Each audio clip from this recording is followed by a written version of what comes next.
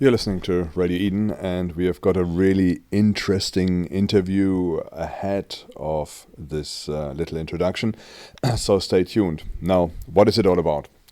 Information, misinformation, is it all the truth? Can you believe what the media is telling you? Can you believe what politicians, what the people in control, the people in power, what they are telling you? The answer is very clearly no, not really, not 100%. Very often the press has got an agenda, the media has got an agenda, the people who supply and who provide the information have got an agenda. So by the time the information gets to you, it's all filtered down to whatever the media, the people in control, the people who release the news, whatever they think is best for you to believe, or for whatever other pecuniary reason they might decide to either withhold, change, or to misinform. Did you know that in warfare, misinformation was a constant strategy to try and lead the enemy astray, in order to gain some advantage over the enemy? And this is taking place all the time. I'm sure you've heard about the conspiracy theories, and there are supposed to be many of them around. Some of them have been proven or disproven beyond any reasonable doubt. Others have cast serious doubt on the version which is being presented to the public. So in the following, I've had an interview with Michael Hur from America, and he is famous for a video he made a few years ago called Aliens Are From Hell. You can find it on YouTube, and if you look on either the website or you go to edenradio.tv, www.edenradio.tv, there on the YouTube channel you can see the URL. The only thing you have to do is type in Shield of the Sun or Aliens Are From Hell in Google or in the YouTube search engine, and the film will come up straight away. Now, the interesting thing is he said about 3 million hits on this channel in just a few years, and obviously it sparked some interest, and people are interested in what he has had to say. Okay, now this interview is about this film and about his findings, and a little bit about the author of this film, a little bit about Michael, where he's from, why he made this film, and what happened to him that he came to the conclusions he's presenting in that film. And I also challenge him a little bit about the authenticity of some of the things he's saying in the film, and Michael gives an explanation of why he feels or why he thinks that the version he's presenting in the film is as close to the truth as it can be. We've also had a few bits of discussion on the side of the film, and I just want to challenge you to, some of the stuff we'll be talking about is very, very strange and very controversial. And to be honest and to be fair, I don't know what the truth is. I don't know what reality is with those points we are talking about towards the end of this interview you'll hear in a minute. But I would like to challenge you to do your own research. Just look a little bit on the internet, see what information you can find, and come to your own conclusions. There are arguments on either side with some of the points we are making, and arguments on both sides are very, very strong.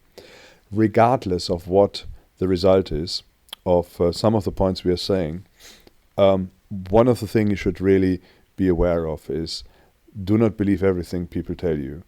Do not believe man, and really look a little bit beyond the horizon, and ultimately do look towards God for the answers in your life and for the answers for your life. Do not look to man, but look to God instead. This is pretty much the result of this little talk we have had. Okay, so stay tuned here at Radio Eden. Enjoy, and I hope you will get something back. And please do not hesitate to contact us at info@radioeden.com, or you can go to the YouTube channel, look for the YouTube version of the talk, and you can leave some message there as well, or whether what you think, whether it's real or it isn't real. I don't know, but one thing I know for certain is I don't trust official versions of events that much anymore. And it's worthwhile to just look a little bit beyond the horizon and look a little bit on the other side of what really is taking place, what really is happening. Okay, you're listening to Radio Eden, and we will now commence the interview with Michael Hur from Shield of the Sun, and it's about his film Aliens Are From Hell. Hello. Hi, Michael. It's Michael from Radio Eden. Welcome to Radio Eden, and thank you for taking the time to talk to us here on Radio Eden. First of all, tell me a little bit about Michael Hur. Who is Michael Hur, and what is your interest? I studied theology. My background is in Christian theology. How I came to this was I was a person who was coming to Christianity about 13 years ago. Okay. And I wanted to get into the study of the Bible. That's how it started. And when I was taking Bible courses, there was a church called Northwest Church of Christ who offered a thing where I can learn theology because they had, they had classes there where certain colleges are willing to teach certain people there because the church helped fund some of these colleges, so in return, they would bring people there to teach, the Bible or teach theology, and that's basically how it started. So I started taking theology from there, and I was learning a lot about the ancient culture, basically, about people in the past. And one of the things we started studying was the book of Ezekiel. Okay. And when I started studying the book of Ezekiel, the first chapter just really hit my mind. I mean, it just started talking about basically Ezekiel seeing this heavenly vision where he was seeing these angels coming in from another world. Okay. And the way he described the descriptions of it, he described them as metal discs that were alive and that they were moving, describing them as wheels. And I just started seeing that, and I went, well, isn't that what UFOs are like? Which, my first Bible teacher just really scoffed at that. He just wouldn't really want to recognize that. He tried to say that it was some type of basically a symbology, of what he feels he's seeing. Which the more I read into that, I realized, well, that's not correct, because the more and more the Bible says, it says it's an actual vision. He was actually seeing that it was very real. Okay. And then I started to study more about the past. And I think the thing that struck me the most was the fact that you have these people that were living like hundreds and hundreds of years. And in these hundreds and hundreds of years, I just went back to Adam, where Adam basically had to learn how to subdue the earth. And not just the earth, I mean, he had to learn how to tell time. He had to learn all these different traits, where it just culminated to a very high degree of education that the theologian teacher was basically bringing out that there's no way that they could have been living in a primitive state, that the state that they would have been living in after learning so much for hundreds of years would have been a highly advanced state. And then we started learning about archaeology, and they were finding basically buildings and ships and pieces of metal that even advanced science today couldn't even duplicate or create. Okay. So what they did was that I started researching more about UFOlogy, that's what they called it, and basically they were claiming aliens built it. Where I kind of had a hard time with that, because the more and more I was looking into it, the more and more it showed that they did have contact with beings that weren't human, but at the same time they were living in a highly advanced state, where they could have been building this stuff themselves. But at the same time having contact with entities. And then the more and more I researched it, I just researched more about angels and fallen angels and these beings of that sort, where I kind of just put the dots together, and I was going, well, the Bible's talking more about an interdimensional world, a world that you can't see that comes forward. Okay, let me just stop you there for a moment. First of all, I mean, some of our listeners, they probably don't know exactly who you are, and we haven't mentioned anything as yet. Now, just let me explain to our listeners that Michael has got a YouTube channel, and there are a lot of videos on there. Some Christians might say or think that these videos are very controversial. But I mean, one thing which struck me is that one of your videos has got 3 million hits, which is I think it's called "Aliens Are From Hell." That's right. Michael? Aliens come from hell. Yeah. Yeah. And we're going to talk a little bit more about this video later, but just by the virtue of fact that that video has got 3 million hits, it's something, isn't it? You don't see this very often on YouTube. This is correct, isn't it? It's very correct. I didn't. You know what? I never expected that. Like, yeah. It just came to me where I was basically getting a lot of footage, and then someone told me, "You ever heard of Apollo 20?" Yeah. And at the time, I didn't, so I was like, I didn't know we even had an Apollo 20. Yeah. Okay. And then when I researched back, it basically struck very well. I really credit that. I don't credit that to me because to tell you the truth, I didn't expect to get no more than 60 or 10 hits, or I thought maybe somebody will learn something, but 3 million hits really. I felt it was really God's hand in that. Yeah. I find it very amazing. We're going to talk a little bit more about the video in a minute. I just want to make a couple of points. You mentioned that probably in the days of Adam, Adam living almost up to 1,000 years, and the people becoming very old in those days, according to the Bible. So it's another story, do we believe creation, evolution? I think creation is spot on, but and the Bible is spot on as well. So by virtue of fact that these people in the ancient world lived to a ripe old age, literally. I always thought, the technology and the advances we have had in the West, from man farming with an ox to man flying to moon, was in about a period of about 500 years. And I always thought as well, when you look at our generations, we grow up, we learn for about 20 to 30 years. Then whatever we have learned, we put into practice for another 20 years, and then we stagnate until we get old and die. So there isn't really that much time for development in each and every generation. So the next generation has to learn again for 30 years what the previous generation has done. And I thought if these people, even if you just get to the age of 200-300 years, if that were possible in our day and age, and you would keep the agility of a young man, you would be able to develop it, develop whatever you've learned a lot further, I think. And so I thought it is quite obvious that in those days, the civilization must have been quite high. I always wondered. There's one aspect, I just want to mention it. Jesus said that when he returns, it shall be as in the days of Noah. Can you comment on this verse in the Bible, or what Jesus said, or what Jesus mentioned? How would you interpret this? I interpret it as in the world that you're seeing now is the world that Noah saw, and that you'll see more. Because I did a video on this called Signs of the End, where I talked about it. And basically, a lot of people were waiting at the time when Jesus ascended into heaven, when you talk about the early Christian church, that they were waiting for this time where we'll be like Noah. And the understanding that they had was the world would have to be in the state that it was in at the time of Noah. And a lot of the things that you research back in the past, when you go into archaeology, when you go into the years that Noah would have entered the ark, is that you find a lot of advanced machinery. You find a lot of advanced buildings. You find things that took advanced technology to make, which shows you that Noah was living in an advanced society.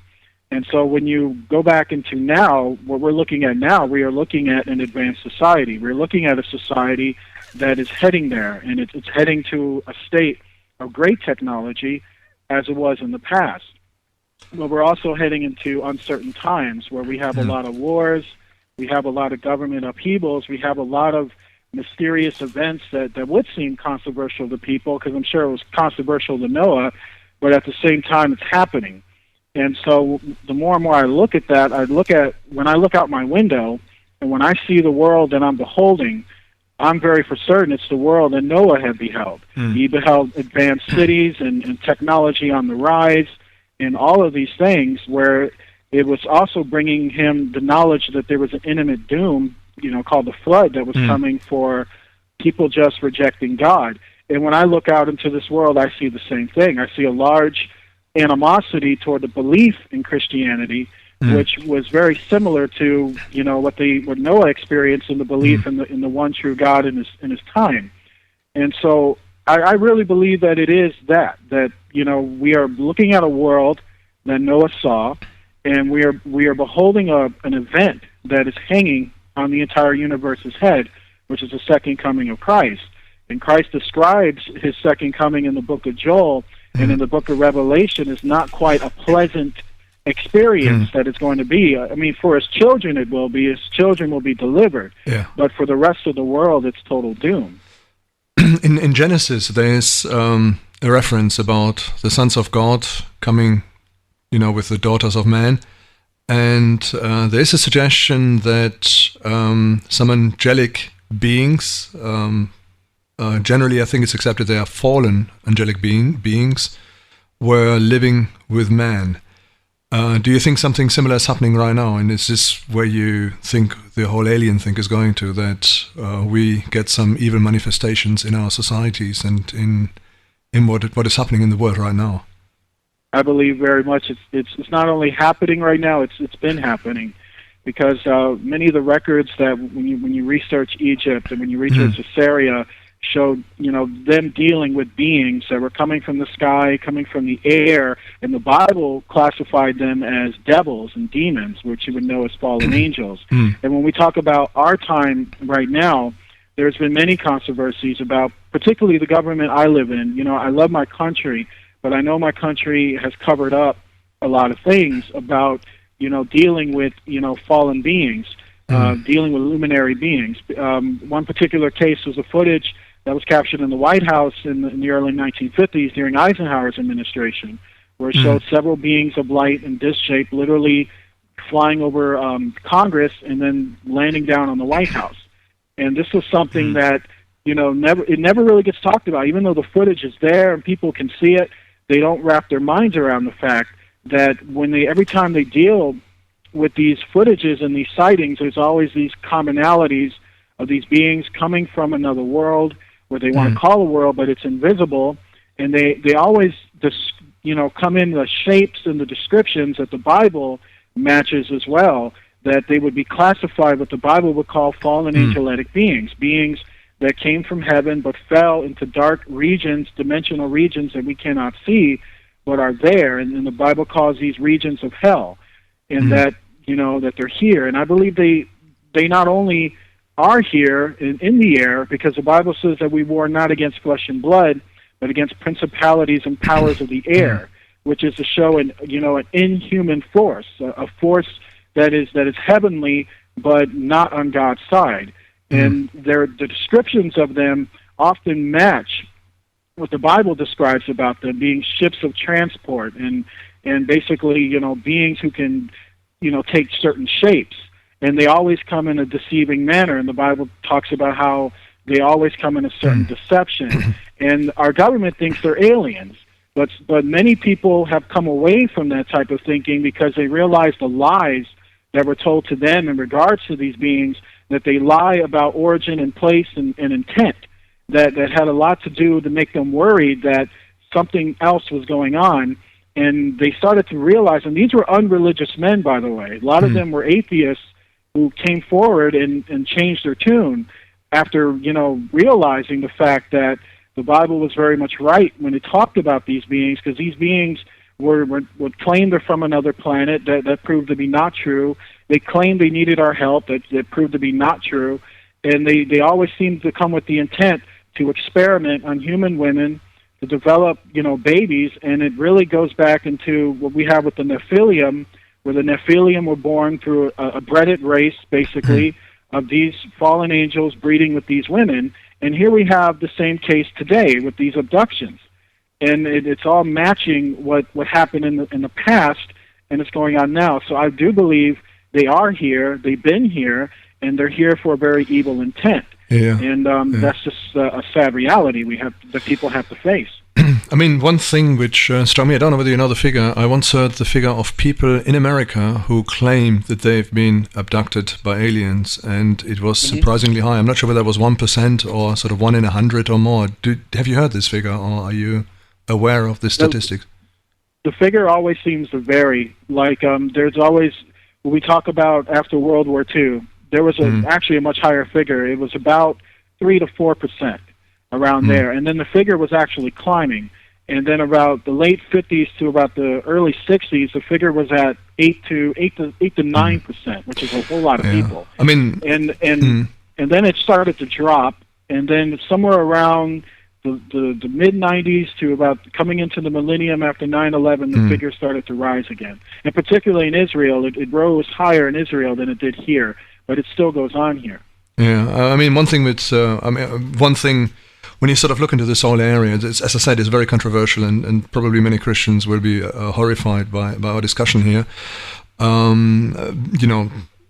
Thinking that this is something totally out of the ordinary, but I think this is for me the challenge, where if there's 1% or 0.1% of the population, so 1 in 100 or 1 in 1,000, claims to have this abduction experience, and then you look at a nation and you get like not just 1 or 2, which are sort of a little bit freaky people, but you get suddenly thousands of people who claim to have had the same experience. It's something we have to deal with, and we have to try and find answers. And the obvious answer is for us, or for me as well, that is something evil which is taking place. It's not necessarily extraterrestrial, but it is possibly from another dimension.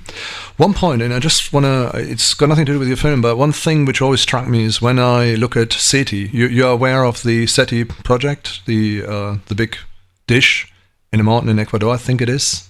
Is it in Ecuador? Okay. Where is it?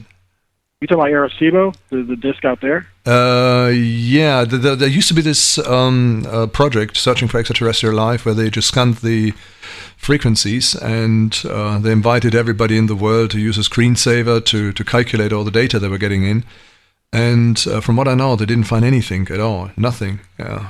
After years and years of searching, and then eventually they abandoned the project. And one of my thoughts was okay, you scan the skies, you don't get anything at all, and then suddenly you get these things from another dimension, which are coming through. Just a thought, maybe you can comment on this. I was listening to a mathematician, and they are running into problems in mathematics where they come up with the concept that there are more than 3 dimensions. So, I mean, which as Christians we accept without a problem. I mean, Paul talks about the 7-7, which again you could maybe call it's another dimension. The invisible world in the Bible, which by definition has to be another dimension. But some scientists say that they reckon there are up to 8, 9. Today I heard a figure of 26 dimensions over and above what we perceive to be around us. I mean, what's your comment on that, on this mathematical issue? And I mean, I think there's a lot of truth to that, because when you're talking about dimensions, we're talking about dimensional worlds. The Bible classifies them as gates, as basically spiritual gates. Because in Job talks about several of them, and in the Bible, throughout the Bible, it talks about them being basically many gates, which we would know in layman's terms as portals, basically. And I believe that there is a certain truth to that there are openings out there when in the air that we have, and in outer space, and even beyond, where there are access of a certain traffic, like an invisible traffic, but a traffic that's there that you can't see. It's not solar system travel, but it is an interdimensional travel through these gates, where they're moving through dimensions. And I often believe that the Bible spoke about a variety of gates because it's saying that there are more than just 1 or 2 dimensions, that there are many. And that, I don't know the scope of these dimensions in terms of, how do they go from one dimension to another and what the world looks like, other than just what the Bible tells me, that it's there, and then they move through it. And they seem to move through it as a way to travel and to come closer to our world. And so I do believe that's, very accurate, because one of the things you study in calculus is that in calculus, basically, when they measure the stars, is that there were a lot of people who came to believe that the stars are actually alive. Because when you look at the stars, what you're actually seeing is the light trail of what the star leaves behind, but the star seems to move in a certain mathematical order that it would show it must have intelligence in order to move in the way it does. And some seem to move further or closer. And you can never see how it moves, but it is moving. And the Bible kind of gives you a clearance to understand that they are moving through an invisible way, and these gates are invisible, which would verify several dimensions and several dimensional gates these beings move through. Okay. Okay, maybe another point as well. In the Bible, for example, we see a lot that angels become physical. Yeah, so you can touch them, you can talk to them. Sometimes people don't recognize. Paul says that sometimes we have entertained people who were angels without realizing that they were angels in the New Testament. So I think that the concept in the New Testament is there, that you can see angelic beings. Sometimes you are overawed by them, good angelic beings from God. And sometimes you don't even recognize that they're angelic beings. They just turn up like the visitors visiting Abraham, telling the good news about Isaac to be born, and so on. Would you think the same is happening on the other side as well, on the demonic side, that the demons materialize and take physical shape, physical form, and they do their stuff in deceiving? I believe so, because in the book of Revelation it talks about a war basically between good angels and bad angels, that there seems to be a measure for measure in this type of conflict. And one of the things that you realize in the conflict is that many good angels can appear as humans, but it also talks about in the book of Genesis that these beings, the demonic ones, did take human shape, because it was one of the ways they were able to come toward the women. And it gives a lot of hints to that, because there's just no way, these women are going to be able to really talk or feel or touch or taste something that is that spiritual unless it had to take a certain human shape in order for them to feel comfortable or feel known with them, especially to make love to them. So when you realize that is that, these angels come from the same place, and that they are of the same race, and they do share the same powers. And so if good angels can shapeshift to a human form, the fallen ones can do it too. It seems that with the fallen ones, however, is that they're lacking a certain power. Because the Bible says that they're also deformed and disembodied, meaning they're not as strong as the good angels, but they are above human power and human intelligence. They can figure out a way to take that shape or to come toward us. Okay. And so this is, I believe it is very accurate. I believe they do share the same abilities. Okay, I mean, I'm saw in some of your films that you made the assumption that certain apparitions people see, like aeroplanes or strange objects in the sky, are basically fallen angels who shapeshift into something. I think there's one film in Demons Are from Hell. There's this one in this Aliens Are from Hell. There's one. I think image where I remember watching it, and I've seen it before as well, where there's something in the sky which seems like a teddy at one. I don't know. Do you know the one which I mean? It looks like a teddy in one instance. There are lights all over, and then it changes into a different form, and then it kind of disappears. And, I think I know which one it is. So basically, the point you're making is that these guys they've got the power to change into different things, into different shapes or forms. They get in the sky, they become visible, and suddenly they disappear. And sort of listening to some of the guys who've got these reports about UFOs, it's pretty much the same thing, that they see something, suddenly it takes off, and it just disappears into nothingness. Which, again, looks like these guys... very often these reports are very hesitant, the way they come out, because nobody would take them serious. But... when you get like 3-4 people claiming the same thing, then it's much more credible, and it seems to suggest that something isn't quite right there, and that it isn't like a secret aircraft, or if it defies the laws of physics, something which is possible, but it must be from something else. Okay, going back to the film. In the film, there are sort of a lot of interesting points you're making. One of them is, you mentioned this earlier, is Apollo 20. No, the official version is Apollo 20 never took place. That's the official version, yeah. The unofficial is, yes, it took place, and then you get two arguments. One of them say, I heard one guy saying, there was a French artist.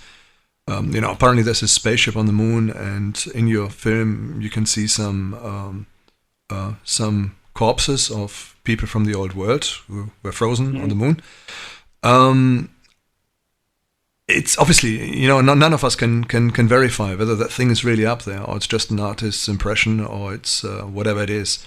Can you maybe comment a little bit? If I came along and I said, look, how do you know it's authentic? What would you say?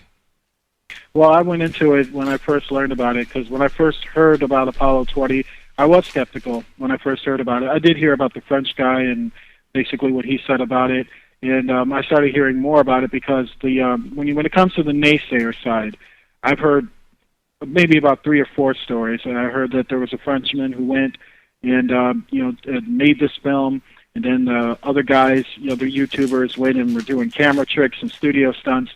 So I went back to find out about the Frenchman, and I wanted to know who he was, who his name was, and where did he get the money to actually do this film. Because then I went back to some Hollywood experts, because some of these guys made films. So I was like, well, is this possible? Can you redo that? And they said, well, it is possible, but it would cost millions of dollars to do it.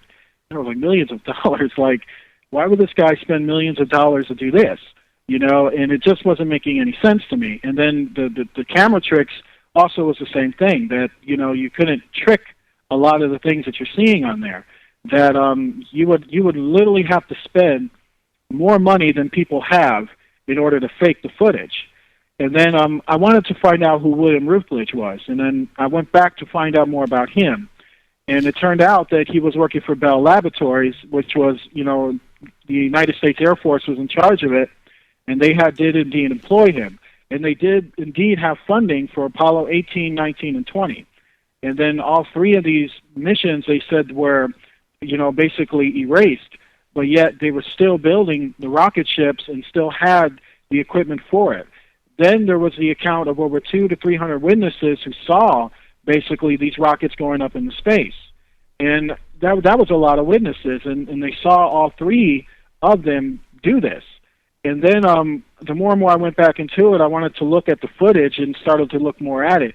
And then the more and more I looked at it, it turned out, first off, was the photographs. There were earlier photographs that were taken of the area before they actually, sent it up. And that's where they basically calculated where it was. And it was basically near the Chronopolis crater, and then they went there, and it was believed that basically Apollo 8 were the ones who took the photographs, and then they verified that there was a huge, monstrous ship that was there, and then they took more photographs, and then they used those photographs to pinpoint the location of it, where by the time they got to Apollo 20, they basically went up there.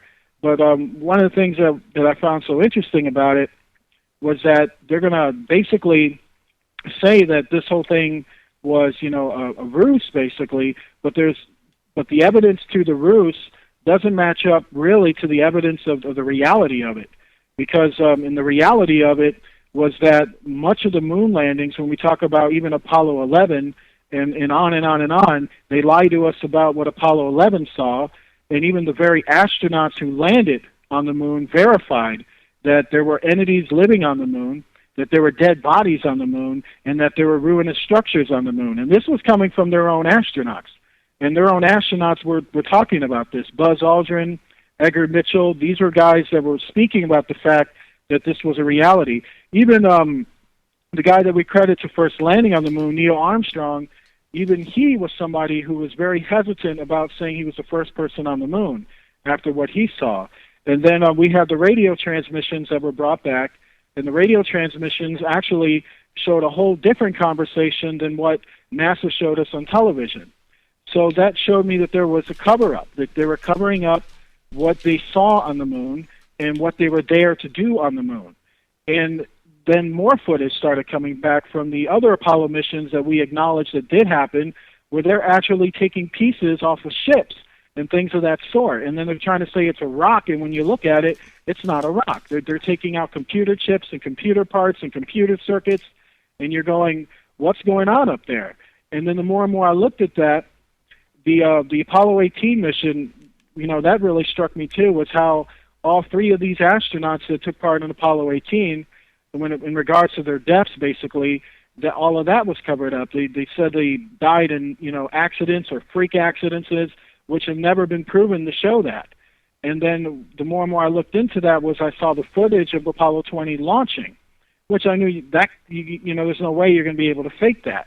And so then one thing about William was that William at the time, when he first uploaded the footage, he uploaded it under the name of Val Valiant Thor, is what he called himself. He named himself after a certain government event that happened with a fallen angel that basically was posing as a human and was working with our government. And I don't know too much of the extent of that. I just know that's where he got the nickname from. And so he goes and he uploads these videos. And in the next, I believe, right when he got 1 million hits, all these videos came down. They were just basically taken down. And then he had to go back and then take whatever he had left and put it back up again. And right when he puts it back up again, here comes the story of the Frenchman, here comes the story of camera tricks, here comes the story of that.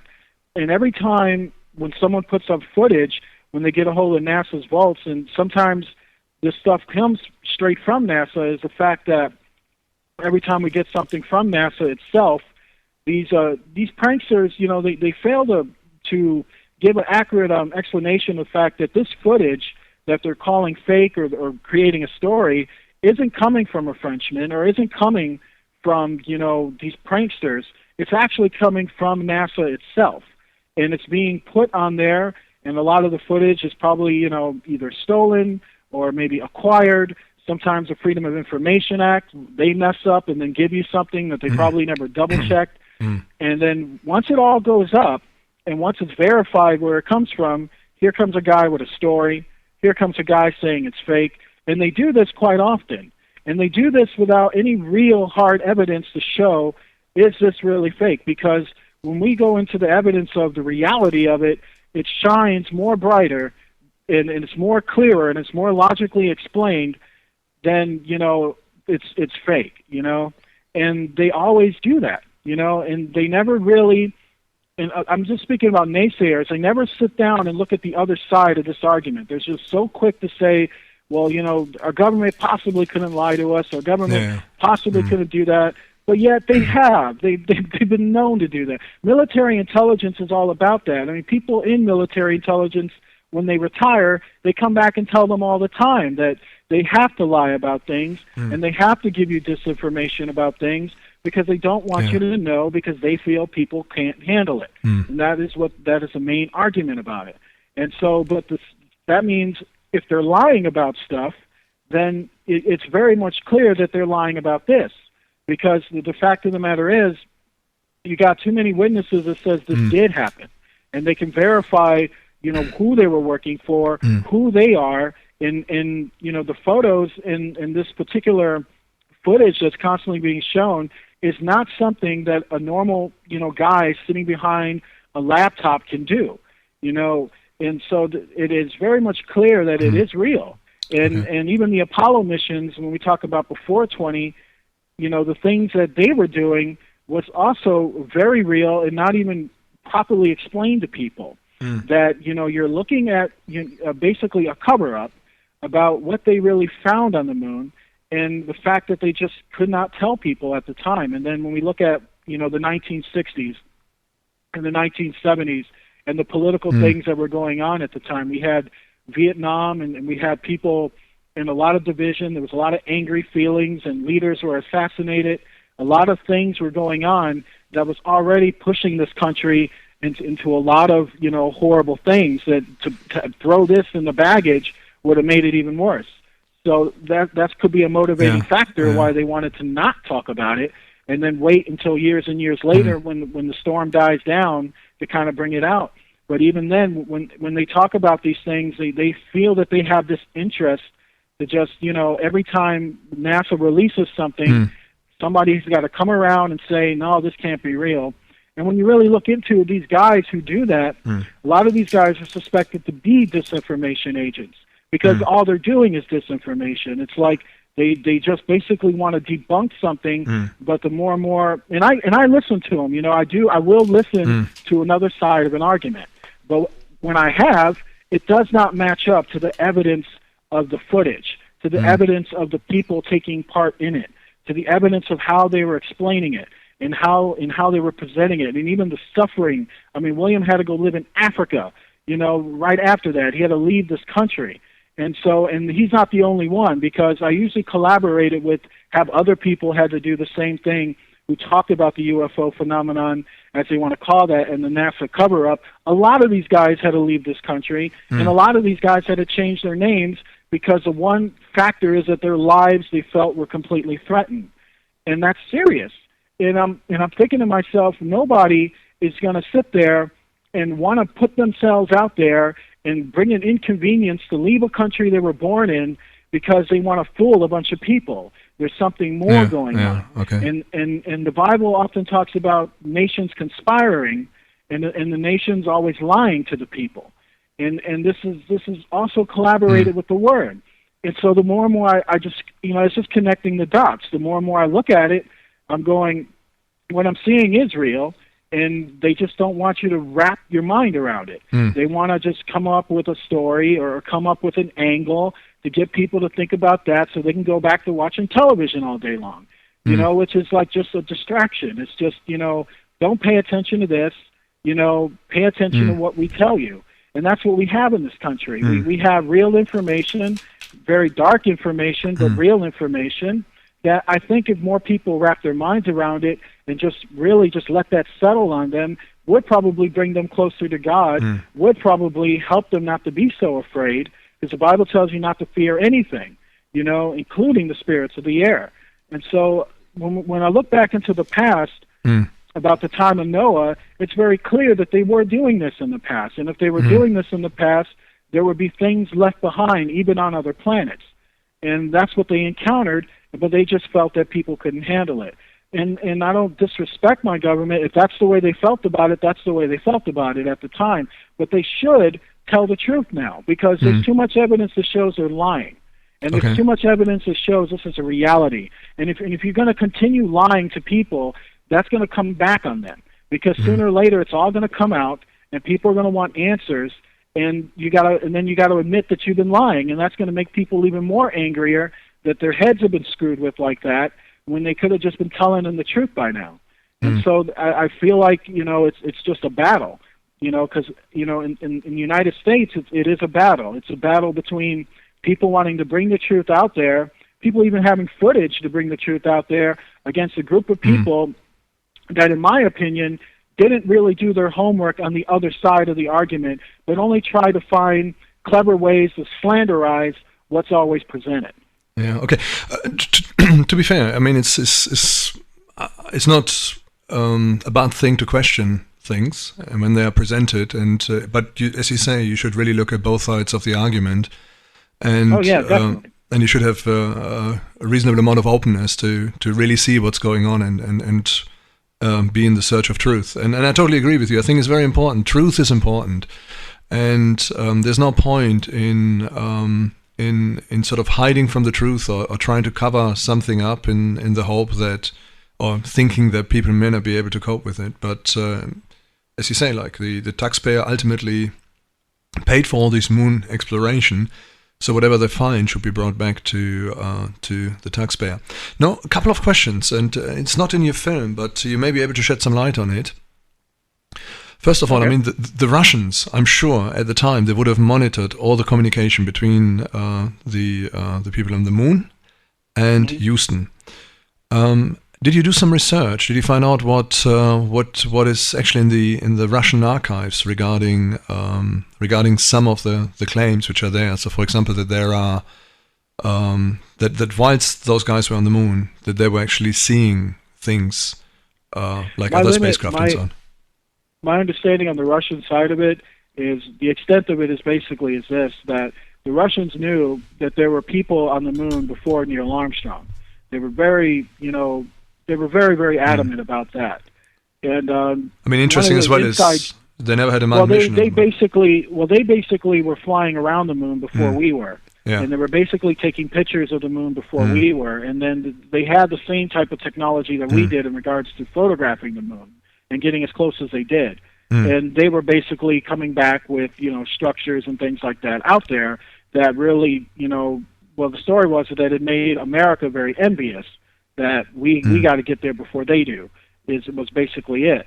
And the Russians, took an offense that Neil would credit himself for something that he didn't do. But at the same time, the interest was the Cold War was always very hidden. It was always very behind the scenes. So that's why it's very limited. The Russians had a stake on the moon because they did land on the moon, but they didn't advertise it like the Americans did. And one of the things about it was that they took part in Apollo 20 because, and I don't know how much truth there is to this, but there is a slight evidence to this, that the Russians basically are believed by this government in regards to 18 and 19, in regards to the shadow government or what goes on behind the scenes, is that they sabotaged 18 and 19 on purpose.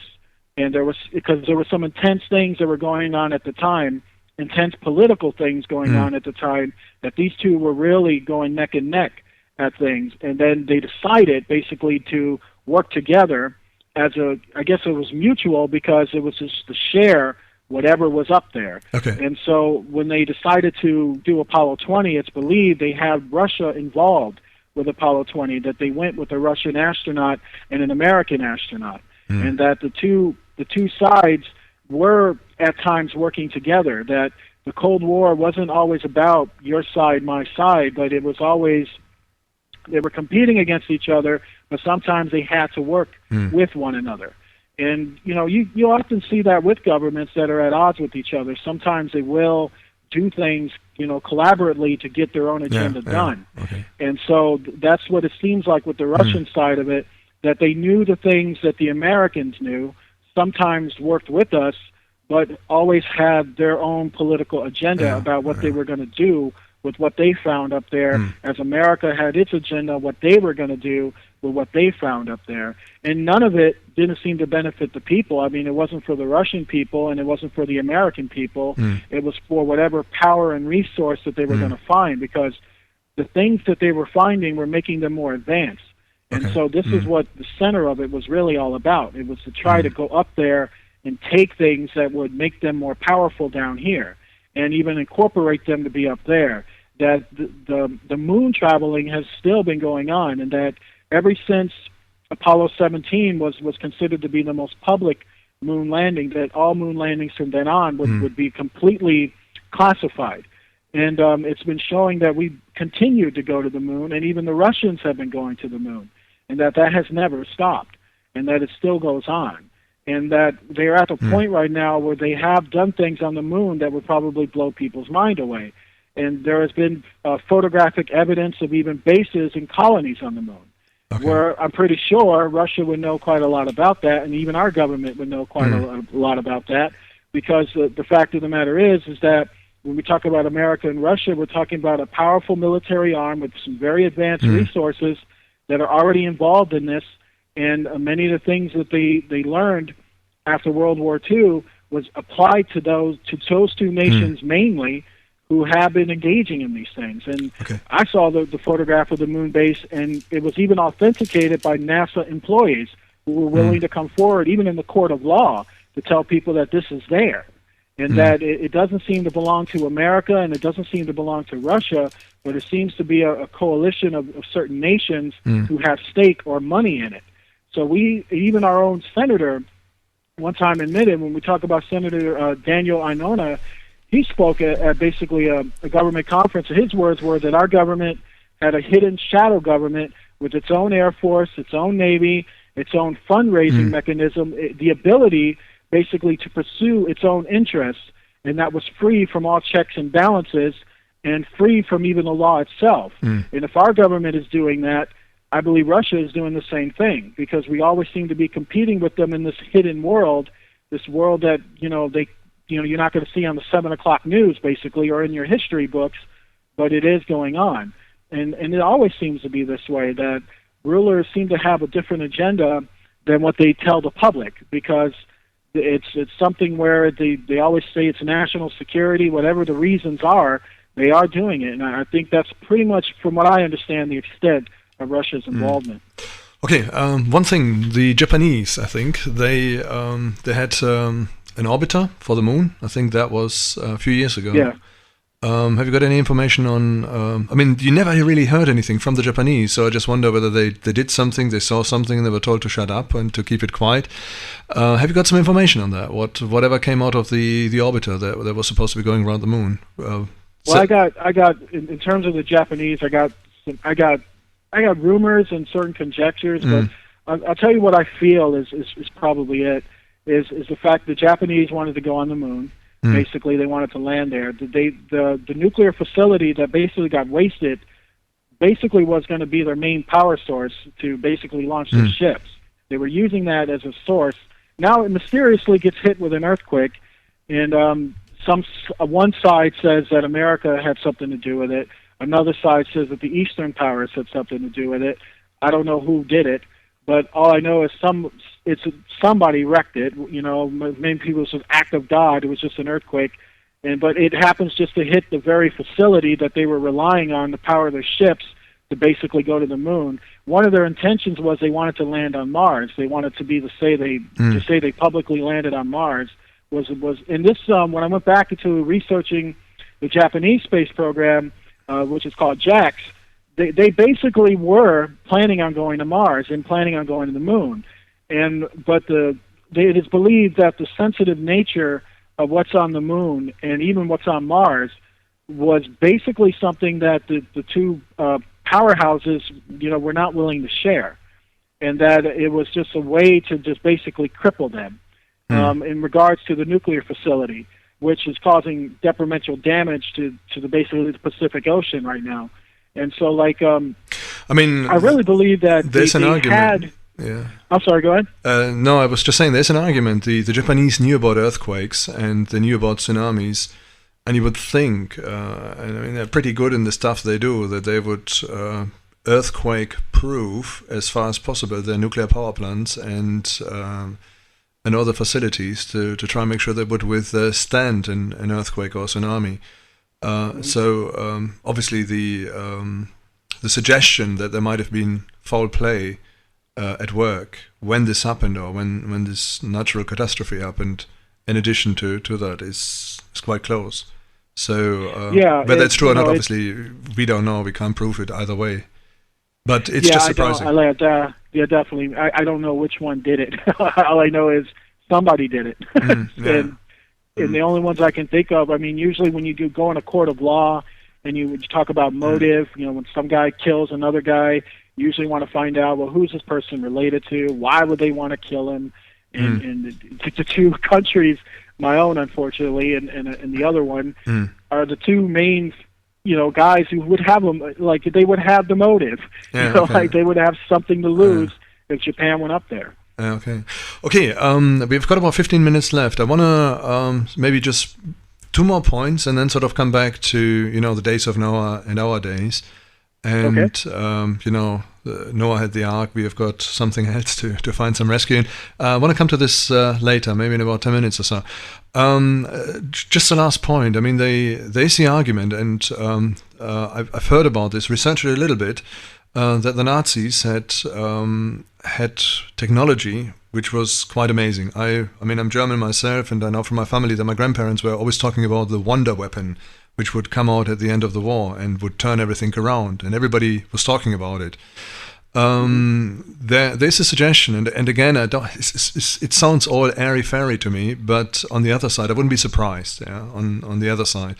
There's a suggestion that some of those guys got technology beyond their wildest dreams, and they made it up there to the moon, and they did some stuff. So a lot of Nazis just disappeared into thin air, and the thing about Antarctica, the Antarctic base, and I understand that the American army got pretty badly whipped in Antarctica when they tried to pursue what they thought were Nazis hiding away there. The first point I want to ask you is, what information have you got about this, and is this information credible about this, this Nazi moon base? I believe it's very credible because the Nazis basically were building ships like that. There were basically hundreds and hundreds of files that the Nazis would call, basically ships of high advanced caliber, and then these ships basically were designed to fly into space. They were not part of the regular Nazi armament. They were not part of the Nazi Air Force, but they were building hundreds of them. Okay, and, I mean, one of the flying saucer thing is pretty much proven. They've seen samples, they've seen models of wooden flying saucers with some weird technology, and then I think the bell was the big one, and I think this is today, from the facts we have, it's out of question that they have developed some weird stuff in the day. What about the moon thing? I mean, you would think, okay, moon, not much gravity, atmosphere is not there, so it's going to be pretty tough to try and set up a colony up there. Well, here's a piece of information that often gets hidden from history. This was during Operation Paperclip that my country did. We took in 25,000 Nazis into our country, basically, to work on various projects.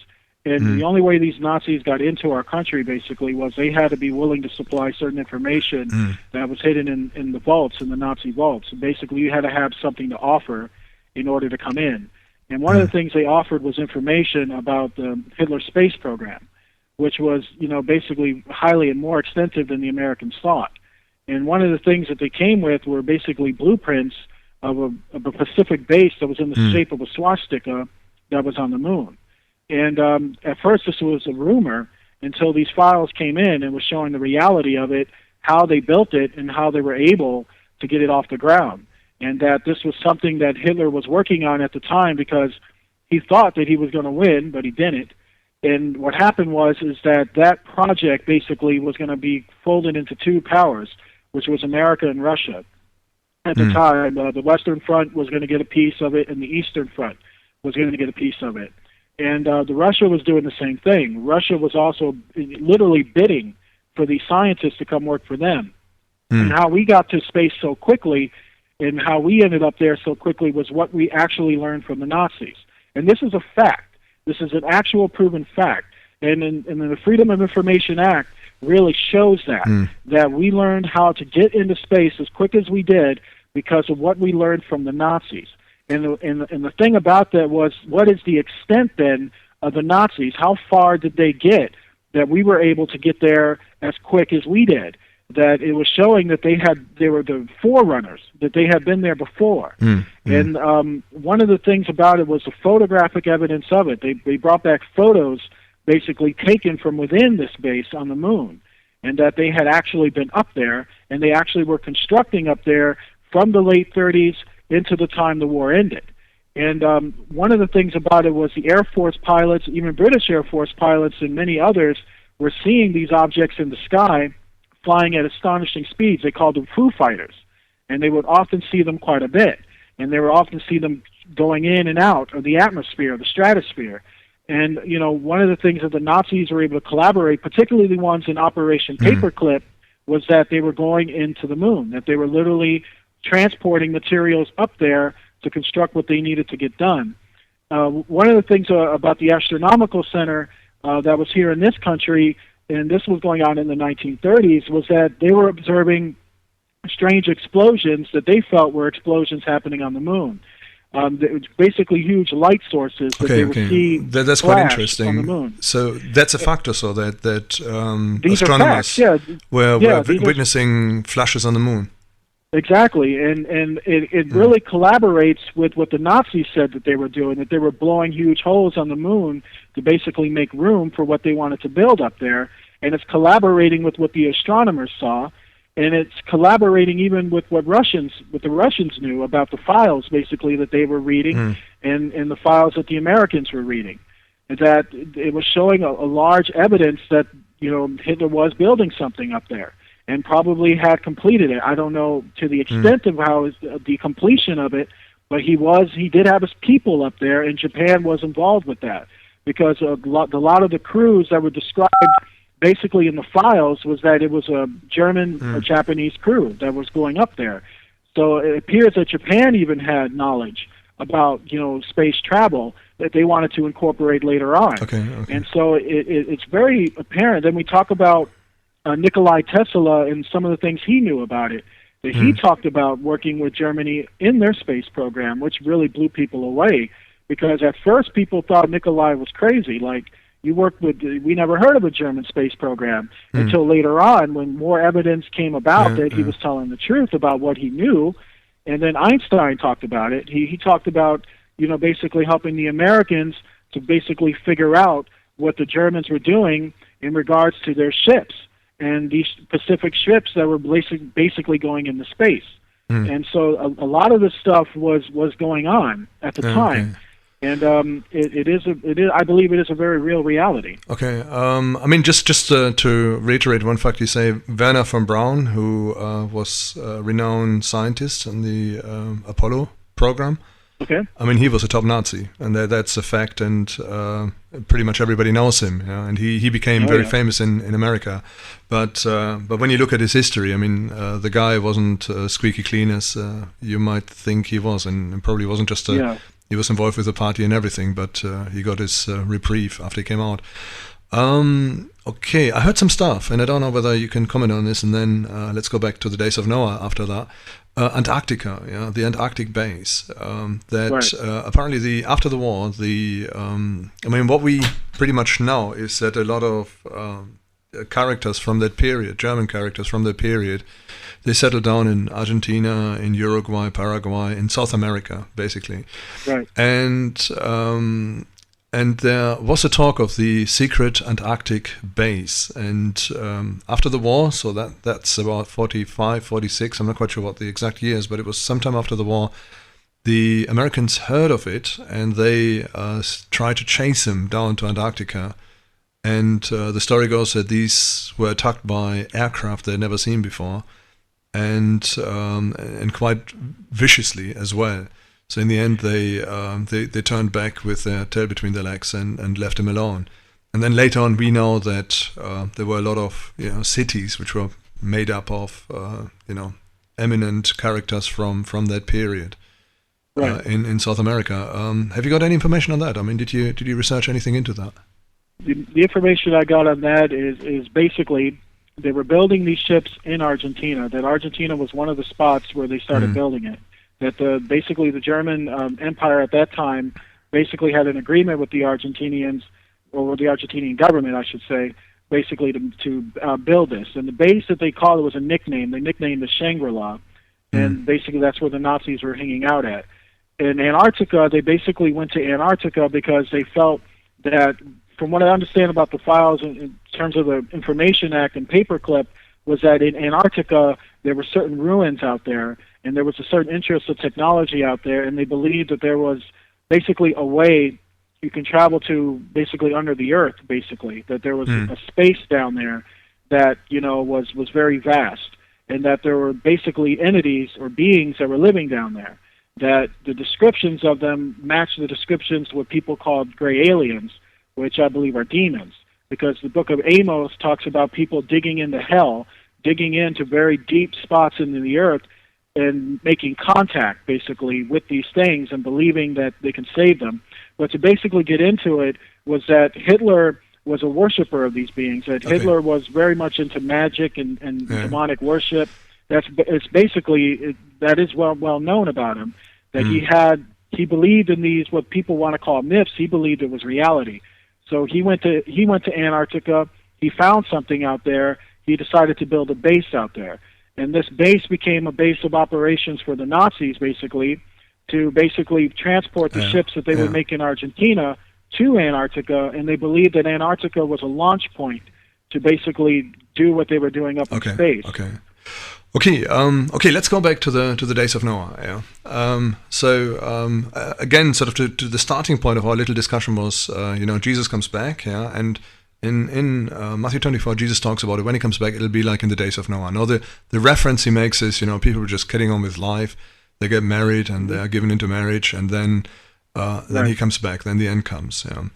And then the suggestion which is made with this statement is that maybe the days of Noah were very similar to our days, and they were doing stuff in those days which would compare to what we are doing today in our day and age. Obviously, it's a little bit of interpretation, so you have to go a little bit beyond what the scripture says directly. Okay, days of Noah. Noah was the one last just and righteous man. And all of mankind, other than the people around Noah, were pretty much, they had lost the plot. And as far as God is concerned. Now, when I look at our day and our generation, I think it's pretty much the same thing. I look around and the agnosticism, the rebellion against what God has laid down, the righteousness, and also, the way of salvation God has given us, the rebellion against Jesus Christ and the distortion of the gospel is phenomenal in our day and age, probably more so than ever before when I look back the last 5 or maybe even 1,000 years. Right. Noah had the ark. Tell me a little bit, what have we got to get out of it? So basically, the picture we are painting here, this world, this reality is fairly grim. There's stuff, most people don't know about, most people do not realize. The point, I think, which is suggested here, that there are demonic entities roaming around the planet, doing their stuff. The Bible in Revelation warns us that the devil is cast upon the earth, and that he's got a lot of wrath and so on. And it seems that some of his vassals are already here. That's a suggestion I think we are making through this talk, which are being made through this talk. What is the way out, Michael? Well, I would think that basically we are looking at basically the final days. I don't want to put a time or a place on it, but I believe that it is the last generation. I really believe that. Okay. Because the fact is that we are just one step ahead in terms of what Noah saw in the full. And Noah, being the only righteous person, showed that he was untainted from the world, and definitely would have been untainted from whatever technological things they were doing, because the Bible makes it clear in Genesis that there were demonic beings running around in Noah's day. They're running around in ours. The Bible makes it clear that in the days of Noah, so shall it be in ours.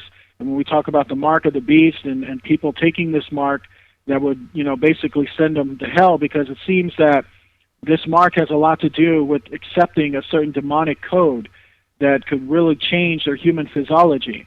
That when we look at the bones and the things that were found in Noah's time, we're looking at human beings who were deformed, whose basically physiology had changed, that there's a certain government on the way that is going to affect all our governments. It's going to affect every one of us, to the point where what is hidden in regards to these demonic beings is eventually going to come out. And even Revelation talks about it coming out. It talks about a full-blown attack on the world, and how it's really going to change the way we look at society, to the point where society is going to become more technologically advanced.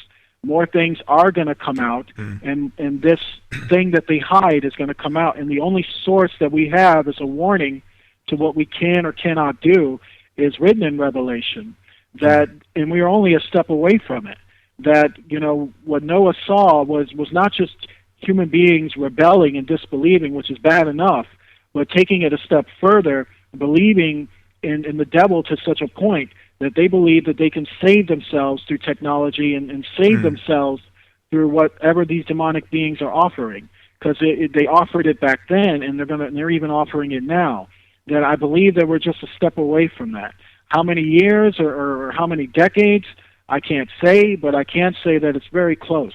And it's just a matter of political events happening that the Bible talks about, certain things that will happen that will participate to that event.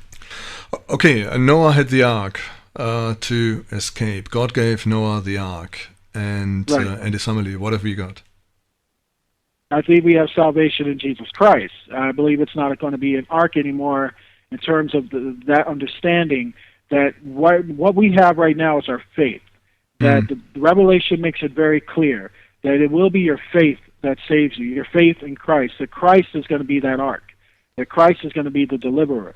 He delivered Noah in the ark, but you notice that God said his hand was upon the ark. And that same hand is now offering it toward those who believe. Jesus basically is stating, when we read Signs of the End and when we read Jesus' own words, that those who believe in him up until the end, they will be delivered, that Christians will be persecuted, they will go through some hard times, they won't kill all of us, but Jesus tells us that you're to throw your life away.